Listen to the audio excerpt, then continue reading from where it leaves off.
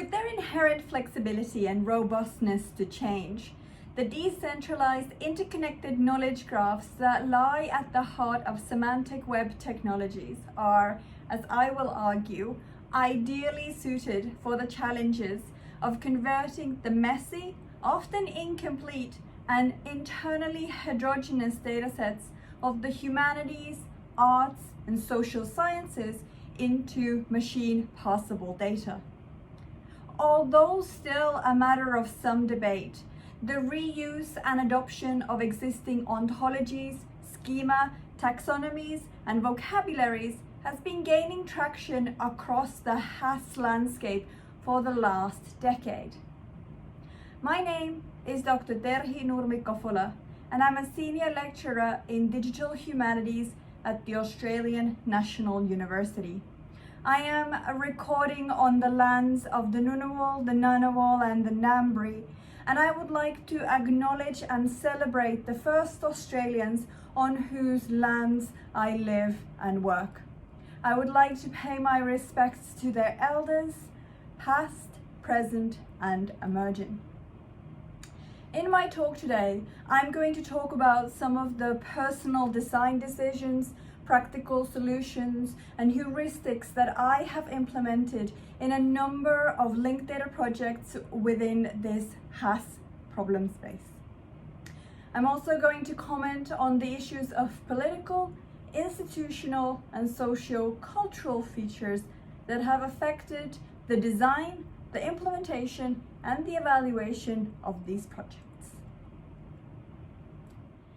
Humanities data is characterized by its nuance, the subtlety, the challenging ambiguities, and the inherent incompleteness of the dataset. The joy, the passion, the drive to solve these unknown mysteries of the past is what has inspired historians, archaeologists, art historians, ancient historians, classicists, and a myriad of other types of experts of the past world for centuries, if not millennia.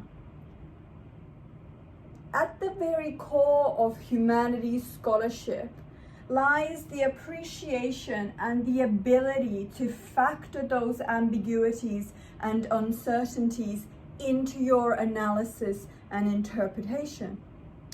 So when computer science methodologies are suggested that remove that ambiguity rather than capture it, these suggestions are countered by humanities scholars as a bit of an abomination. They are accused of being reductionist, of being reactionary even, and ultimately sitting in stark juxtaposition to the humanities research question. To put it another way, to simply fill in an unknown date as January 1st is an abomination to a historian, and at best shows a lack of understanding of what sits at the heart of humanities scholarship. So what then can we do? What can we do to capture that ambiguity, or at least to not remove it?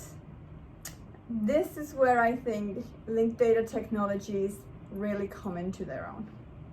I will focus on some real-world linked data projects that I have had the opportunity to work on over the years. I will be citing examples of instances where unstructured data and the tacit knowledge from the minds of domain experts have been captured using the linked data process. But what is linked data? Well, it's not so much as a thing as it is a method. It's a methodology, it's a process, it's an information publication paradigm that utilizes existing web technologies and existing web architecture to publish information online in a machine parsable, machine processable format. Interconnected knowledge graphs enable software agents known as reasoners to navigate a knowledge graph and to infer implicit information from explicitly declared facts. This is accomplished by using the RDF abstract data model that has been developed by the W3C. What we do is we represent data instances in a given domain, as well as the relationships between those data instances using HTTP URIs. At the core of the RDF abstract data model sits the triple. Each of these is represented by a URI, except when it's not, when it's an integer, string, or a blank node. But in all other times, they are represented with HTTP URIs. The triple consists of three parts: a subject, a predicate, and an object. The object of one triple can be the subject of another, resulting in an interconnected knowledge graph that can be used to navigate through a wealth of enriching information. There are several different practical considerations which I suppose I have learned through the practice of implementing linked data projects across very different types of humanities datasets. Data in the humanities and the social sciences is often collected and stored in ad hoc solutions. It might be analog notes, it might be annotations on a page of a book, it might be in a spreadsheet, it might already be in RDF. In fact, we have projects that combine data from all these different solutions. The Elephant Project, or the early English print in HathiTrust, a linked semantic workset prototype, demonstrated the use of linked data in combining information from independent sources into a cohesive whole that could then be analyzed and accessed from a single point of entry. These datasets were the phase 1 of the early English Books Online text creation partnership and a subset of the HathiTrust digital library. In January 20, phase 1 of the early English Books Online, or EBO, were released to the public as TEI compliant, XML encoded, hand transcribed texts. We took this data and at the metadata level produced RDF so that we could combine it with a custom dataset from the HathiTrust digital library. Both datasets contain publications that have been published between 1473 and 1700. The key objectives of the Elephant projects was to generate RDF to export metadata extracted from the EBO TCP and then combine that with RDF produced by the HathiTrust Research Center. And we would do so by using appropriate ontologies and creating a prototype user interface through which scholars could seamlessly investigate the combined linked dataset. The workflow applied for this project consists of 6 separate steps. Step 1 was the consultation workshop, asking for the opinions and research questions that domain experts and librarians would be seeking to solve. Step 2 was the technical analysis of the metadata requirements and the ontology selection. In the end, we opted to adopt several classes and properties from existing bibliographic metadata ontologies, including mods and mads from the Library of Congress, as well as BibFrame. We also had to create some custom classes and properties. Step 3 was the selection of appropriate tools for the generation of RDF as derived from the EBO TCP, or the Early English Books Online Text Creation Partnership. We predominantly used 2 tools, one from the University of Southern California called WebComma, which works very well with tabular data. It requires much original investment from the human scholar or researcher, but produces very high quality RDF at the end. Step 4 was the population of a virtuoso triple store with the RDF produced from the Igbo text corpus. The elephant virtuoso triple store contains over 1,137,000 triples. It has 250,000 entities, 66 classes, 214 predicates, 287,000 distinct subject nodes, and almost 300,000 distinct objects. The Elephant project was a fascinating case study example because the data that we worked with was based on the information provided by the original historical source. So these are texts, volumes, published pamphlets written between the late 1400s and before the start of the 1700s, so all historical text. This is a time when metadata standards have not exactly been standardized. And what we found was a staggering diversity of expression even within a single category of date. We have almost 100 distinct expressions of author date alone, again in a collection of just 25,000 records. There were over 1,500 distinct expressions for publication date, which we passed down to 54 different types.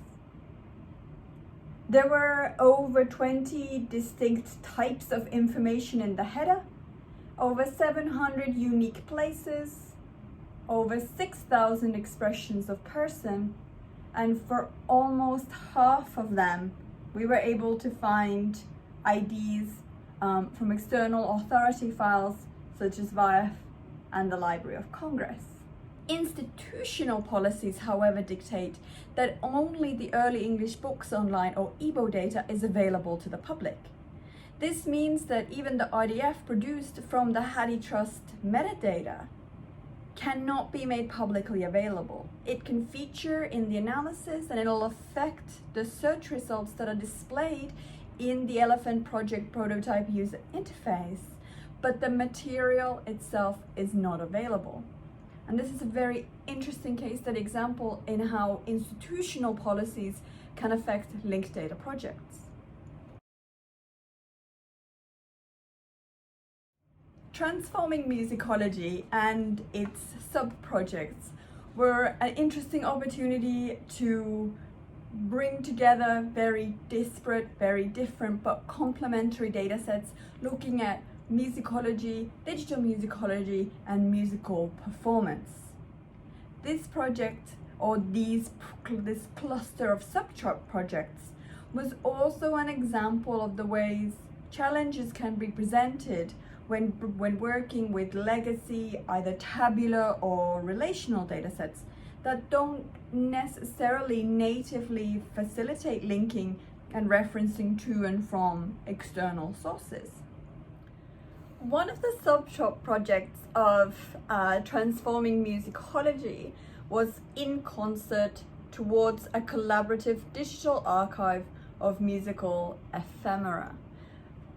In Concert was already a project which amalgamated information from various different data sets. There was the calendar of London concerts from 1750 to 1800s, and there was also 19th century London concert life. The third data set was OCR data of the British musical bibliography. A number of design decisions were applied throughout the implementation of the conversion of this legacy data into RDF. One was to have continuous updates. Workflows from the original to the processed data should be reproducible. And the other was to specify rather than to transform. So data is left as close to its original form as possible, with additional specifications to reveal the semantics in the data. The process of ontological modeling for the subsets included a bottom-up model that was extensively based on the existing data structures of the datasets that constituted in concert. In the case of Calendar of London Concerts 1750 to 1800, the classes of the underlying ontological structure were for the most part directly aligned with information types of the original data. So classes in the ontology contain as their instance data the content of a particular column from the original flat table. During a very iterative design process, the requirements of the data became more apparent. And it was then the possibilities of further semantic enrichment were identified throughout the process. Certain controlled descriptions or descriptors that have the potential to be semantically meaningful were left simply captured as unstructured plain text using things like the RDF's label predicate. And in some ways there is information within that system that only exists in a human readable format. And this is a design decision made to reflect the requirements and the limitations of time and scope of the project. In the case of this tabular data, the conversion of this information held in a CSV file to the turtle syntax of RDF was carried out using WebKarma, which is an open source software tool developed by the University of Southern California. Our workflow consisted of mapping between our imported OWL ontological structure and the data, and it was completed using the tool's graphical user interface. This workflow produced 95,000 triples, which was very high quality and required very little ad hoc fixing. The 19th century London concert life dataset was not in tabular data. Rather, it existed in a relational database.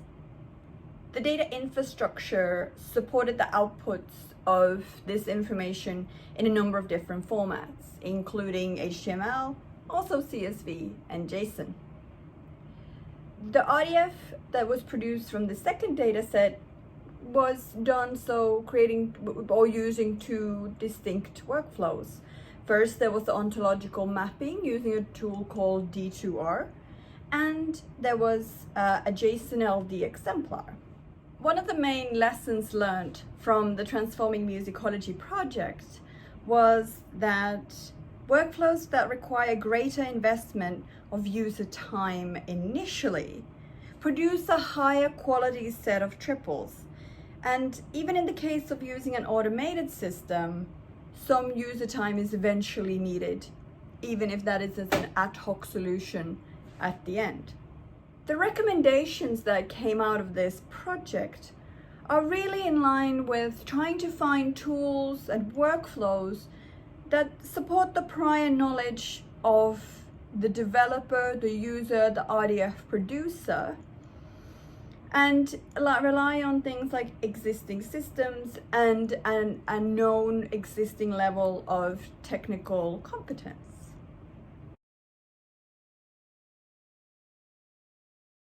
My final and third case study example is JazzCats, or the Jazz collection of aggregated triples. This project brought together three completely separate datasets, one as the CSV or tabular data, one which is relational data, and the third which already existed as RDF. Applying the lessons learned from the previous projects, we use the WebKarma workflow for the tabular data of the discography of the Body and Soul jazz piece. We use D2R for the relational data of the Weimar Jazz database, which captured metadata of jazz performance.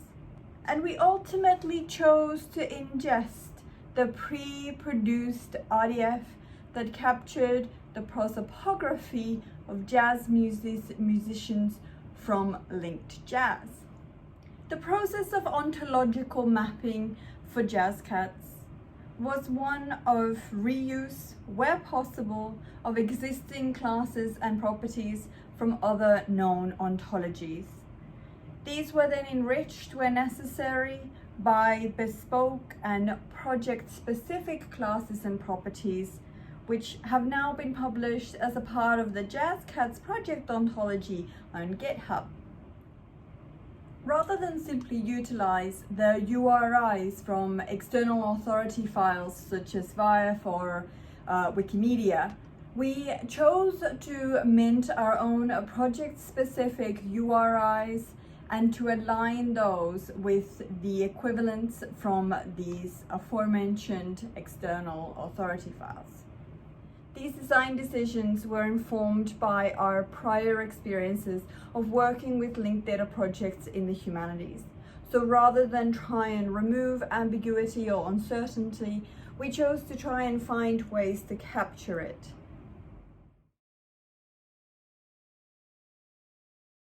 The main heuristics and bits of advice to take away, I suppose, would be that firstly, there are political, institutional, legal, and socio-cultural considerations to every linked data project.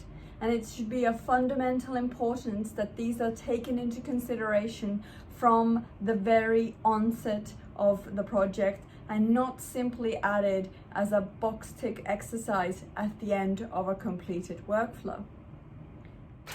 Secondly, the best tools and the systems to recommend are not simple and universal, but rather are those that most clearly and most effectively align themselves with the existing skills and the functional requirements and necessities of a particular project, a researcher, or a specific workflow. In other words, the tool that's best for you might not be the best tool for me, and vice versa. They might be if our skill sets, hopes, and desires for RDF align, but if they don't, there's real value in testing out different options and evaluating your choices until you settle on the tool that best works for you. And thirdly, in my personal experience working particularly with JazzCats, the ingestion of triples from another external project into our triple store ended up being the solution that we implemented, not because we felt that it was a theoretical or ideologically the most suitable option, but because this enabled us to exercise a degree of safety and protection against any kind of issues that we might encounter if the remote dataset was moved or taken down or was temporarily unavailable, for maintenance. This is something that I would strongly categorize as heuristics, something that I would implement for the practical outcome of having a functioning project, rather than one that I would recommend as a philosophical or theoretical ideal. And so in conclusion, I would just like to say thank you very much for giving me this opportunity to talk about, even if very briefly, my experiences of applying the linked data methodology to the humanities, arts, and social sciences landscape. I would be delighted to carry on this conversation, and so please do reach out to me, do contact me on social media. My Twitter handle is in the slides. I'm also Google unique, so finding my email address should not be an insurmountably difficult challenge. I hope you all have a fantastic rest of the event, and I hope to see you in various linked data events in the future.